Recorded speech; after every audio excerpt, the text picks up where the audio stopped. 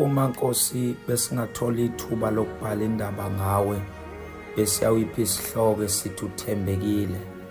Lokhu Nkosi, phakathi kwezinto zonke esizibonileyo endleleni yethu yokuhamba nawe, sikubonile ukwethembeka kwakho. Thembeke nala thina singasathembekanga.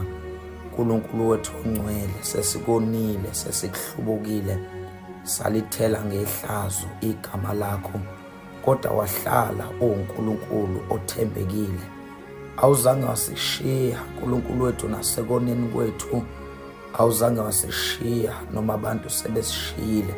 Solokhu nje uNkulunkulu waba umhlobo weqiniso, uNkulunkulu wethu onamandla onke. Bukhona ngisho naseyinyembezini, ngomhla wokukhala kwethu, la inhliziyo yethu eyidabuke khona, la sasihambe ehlane kungathi ayikho into ehlanganayo empilweni yethu, kodwa wena wawukhona. Baba wethu onamandla onke, uNkulunkulu, nanamhlanje usekhona. Baba wethu onamandla onke, ingakho uDavide ethi sengimdala namalanga amaseyabalwa, kodwa kaze ngimbone okaJehova eshiyiwe. Awusishiyi Baba wethu onamandla onke, awusishiyi uNkulunkulu wethu ongcwele. Sesiyakubona-ke manje ukuthi uqinisile ma uthi ngiyokulandela moni uze kube phezu kwethuna. Siyabonga Baba ukulandelelwa nguwe ngalolu hlobo, siyabonga ukuthwalwa nguwe ngalolu hlobo.